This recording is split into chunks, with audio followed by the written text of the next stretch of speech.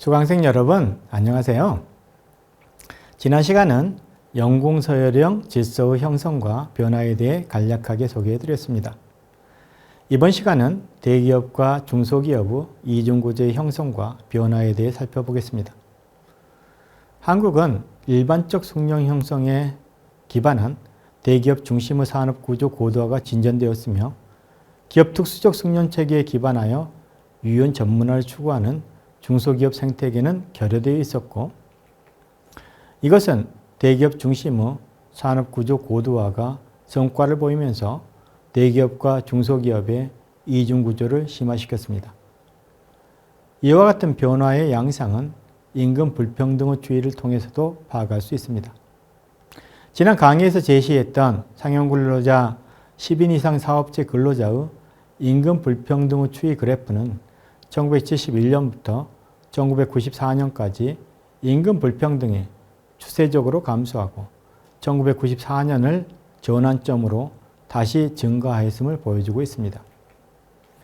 1971년부터 1994년까지의 임금 불평등의 감소는 학력별, 성별, 연령 그룹별로 구분된 노동자들의 그룹 간 임금 불평등의 감소가 주도하였지만 1980년대 중반부터는 임금 불평등을 증가시키는 새로운 요인이 등장하고 있었는데 바로 기업 규모별 임금 불평등입니다. 화면의 그래프는 사업체 규모별 그룹 간 불평등이 1990년대 이후 지속적으로 증가하고 있는 것을 보여주고 있습니다. 1992년 0.006에서 2015년에는 0.031이 되어 동기간 동안 0.026 정도 증가했습니다. 그러나 앞서 언급하였듯이 1994년부터 2016년까지 MLD는 0.07 정도 증가했기 때문에 사업체 규모별 그룹 간 불평등의 증가는 1990년대 중반 이후 불평등 증가의 37% 정도를 설명할 뿐이어서 추가적인 불평등 증가 요인들도 출현하고 있었다고 할 수 있습니다. 그러나 현재 있는 자료로는 이 추가적인 요인이 무엇이었는가를 식별하기 충분하지 않습니다. 대기업 내부에서 직급 보유자와 비보유자 간의 임금 격차의 증가가 임금 불평등의 증가에 영향을 미친 추가적인 요인일 수 있습니다. 직급별 임금 격차에 대해 약간만 설명하면 직종별 임금조사에서는 1982년부터 직급별 근로자 수에 대한 표가 게재되어 있는데 직급별 근로자 구분은 임원, 부장, 과장, 계장, 십장, 조장, 반장, 비직급 등 8가지로 구분되어 있습니다. 임원부터 반장까지가 직급인 셈인데 그래프에서 볼 수 있듯이 직급 보유자의 비율은 1980년대에는 10%가 되지 않았지만 1990년대 들어 증가하기 시작하여 2001년에는 20%를 넘게 되고 2002년에는 40%를 넘게 되었습니다. 화면의 그래프에서 볼 수 있듯이 직급 보유자 임금의 비직급자 임금에 대한 배율은 1982년에는 2배를 넘었지만 이후 지속적으로 감소하여 1990년대 후반에는 1.5배 수준에 이르렀고 2000년대 초반에는 다시 증가하기 시작하여 2005년에는 1.7배를 넘게 되었습니다. 2000년대 전반에는 비직급자에 대한 직급 보유자의 임금이 올랐을 뿐만 아니라 근로자 전체에서 비직급자가 차지하는 비율도 커지면서 임금 불평등이 커졌던 것입니다. 현재 1994년 이후 임금 불평등의 상승을 야기한 요인에 대해 충분하게 파악할 수 있는 자료는 없습니다. 1994년까지는 기업 규모별 임금 격차의 증가가 야기하는 임금 불평등의 증가가 학력별, 성별, 연령 그룹별로 그룹된 노동자들의 그룹 간 임금 불평등의 감소에 의해 압도되어 전체적으로 임금 불평등이 감소되는 것으로 나타난 것입니다. 그러나 1994년 이후에는 학력별, 성별, 연령 그룹별로 구분된 노동자들의 그룹 간 임금 불평등은 큰 변화가 없어서 기업 규모별 임금 격차의 증대가 이야기하는 임금 불평등의 증가가 지배적으로 되어 전체적으로 임금 불평등이 증가하게 된 것입니다. 그렇다면 왜 대기업과 중소기업 간의 임금 격차는 발생하게 된 것일까요? 이것을 알기 위해서는 대기업과 중소기업의 평균 임금을 인상시킨 요인에 대해 고찰할 필요가 있습니다. 이를 위해 사업체 규모별로 평균 임금 변화를 변동 요인별로 분해하는 방법을 사용해 보도록 하겠습니다. 사업체 규모별로 평균 임금 변화는 4가지 변동 요인으로 분해할 수 있습니다. 첫 번째 변동 요인은 사업체 규모별 구성비가 변함으로써 나타나는 평균 임금의 변화로, 이것이 양이라면 평균 임금이 더 높은 부분의 구성비가 커졌음을 의미하고, 음이라면 평균 임금이 더 낮은 부분의 구성비가 커졌음을 의미하기 때문에 배분 효율성 이득이라 표현할 수 있습니다. 두 번째 변동 요인은 특정 사업체 규모에서 인적 자본 구성비의 변화를 경제 전체의 인적 자본별 평균 임금을 가중치료하여 합산한 것인데, 일반적 인적 자본 이득이라 할 수 있습니다. 세 번째 변동 요인은 인적 자본 구성비의 변화를 특정 사업체 규모의 인적 자본별 평균 임금과 경제 전체의 인적 자본별 평균 임금의 차이를 가중치료하여 합산한 것으로 부문 특수적 인적 자본 이득이라 할 수 있습니다. 네 번째 변동 요인은 특정 사업체 규모의 인적 자본별 평균 임금의 시간에 따른 변화를 포착한 것으로 동태적 효율성 이득이라 표현할 수 있습니다. 이와 같이 분해하면 첫 번째 변동 요인인 배분 효율성 이득을 제외하고는 사업체 규모별로 분리할 수 있습니다.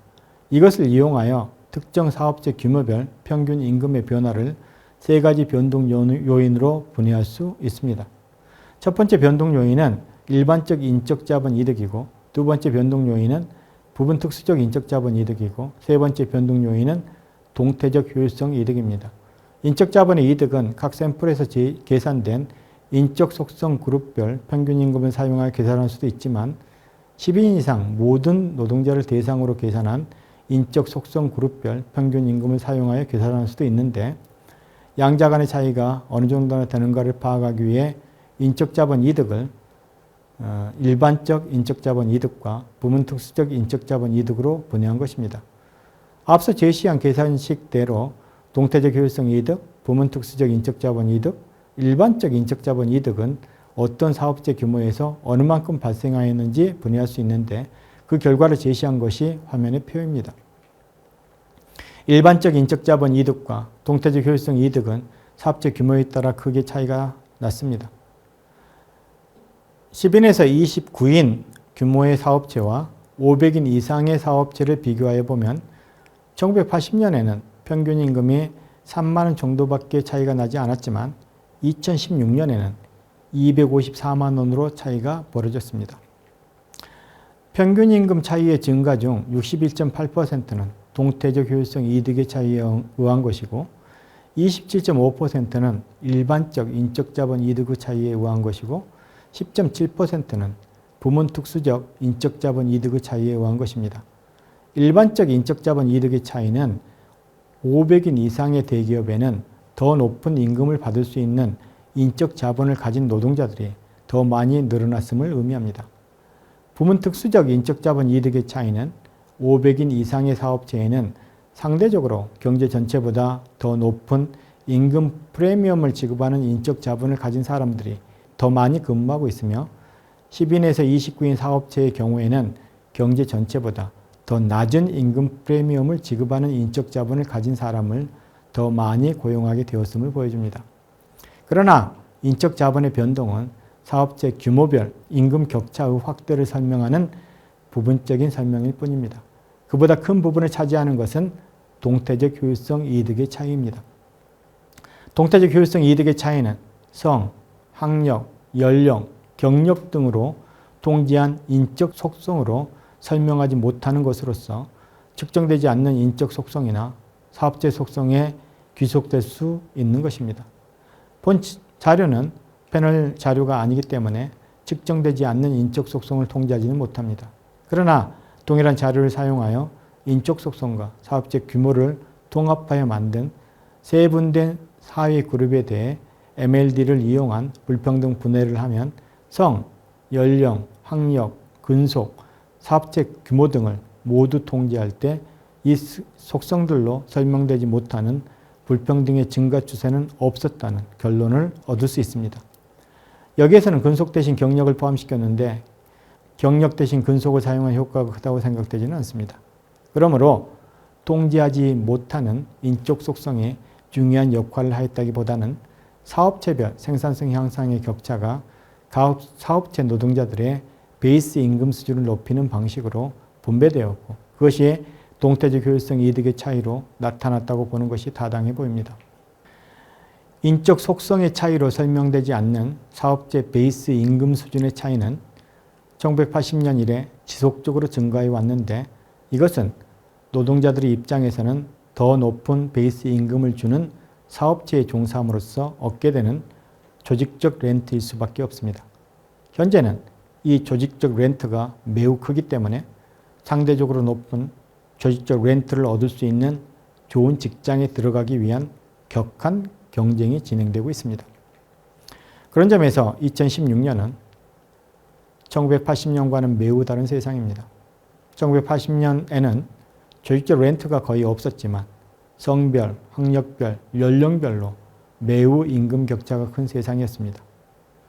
1980년대 청년층은 학력별, 연공별로 임금 격차가 매우 크다는 점을 전제로 하여 높은 학력을 얻고 또 좋은 커리어를 쌓아감으로써 높은 임금을 받기 위해 노력하였지만 현재에는 처음에 좋은 직장을 잡는 것이 중요하게 되었습니다. 그러나 이와 같은 세상의 변화는 한순간에 이루어진 것이 아니라 매우 느린 템포로 진행되었습니다. 그래프는 그 느린 템포를 조감해 볼 수 있도록 사업체 규모별 매년의 평균 임금 변화의 변동 요인별 분해 결과를 도시한 것입니다. 한국은 현재 대기업과 중소기업 간의 이중 구조가 주요한 문제로 등장하고 있습니다. 한국에서 학력 인플레이션은 지속적으로 진행되었지만 고학력의 임금 프리미엄을 얻을 수 있는 대기업의 일자리는 제한되어 있습니다. 이 자리를 놓고 학력 인플레이션은 지속하고 있지만 고학력이 이와 같은 좋은 일자리를 얻는 것을 보장해 주지는 못합니다. 중소기업의 일자리를 대기업 못지않은 일자리로 만들 수 있으면 좋겠지만 한국에서는 중소기업이 경쟁력을 가질 수 있는 중소기업의 고유한 숙련 형성 체계가 형성될 수 있는 역사적 계기가 없었기 때문에 이와 같은 중소기업은 형성되지 못하였습니다. 이러한 상황에서 중소기업을 대기업과 경쟁해서 보호한다고 해서 중소기업이 대기업 못지않는 생산성 향상을 이룰 수 있는 것은 아닙니다. 현재 한국의 대기업과 중소기업 간의 이중구조의 문제는 중소기업이 경쟁력을 가질 수 있는 독자적인 숙련 형성 시스템을 만들지 못한 점이 중요했습니다. 1980년대 이후 중소기업 보호정책은 중소기업의 체질 변화를 가져오지는 못하면서 그 비중을 크게 유지하게 하였습니다. 이와 같은 대기업과 중소기업의 이중구조는 한국인들의 학력 인플레이션에도 부합하지 않는 측면이 있는 것입니다. 그렇지만 쉽게 해결할 수 있는 문제는 아닙니다. 이 어려운 문제를 어떻게 풀 수 있을까요? 이 어려운 문제를 풀기 위한 첫걸음은 이 문제를 형성해온 역사의 무게를 인정하고 몇 가지 단순한 정책적 처방으로 해결할 수 있다는 생각을 버리는 것입니다. 그리고 이 문제의 역사적 연원에 대한 세심한 고찰을 시작하는 것입니다. 이와 같은 작업에 본 강좌가 도움이 될 수 있기를 바랍니다. 수강생 여러분, 오랜 시간 강의를 시청하느라 고생이 많았습니다. 이것으로 한국의 산업혁명 강좌를 마칩니다. 강좌를 통해 만나게 되어 반가웠습니다. 감사합니다.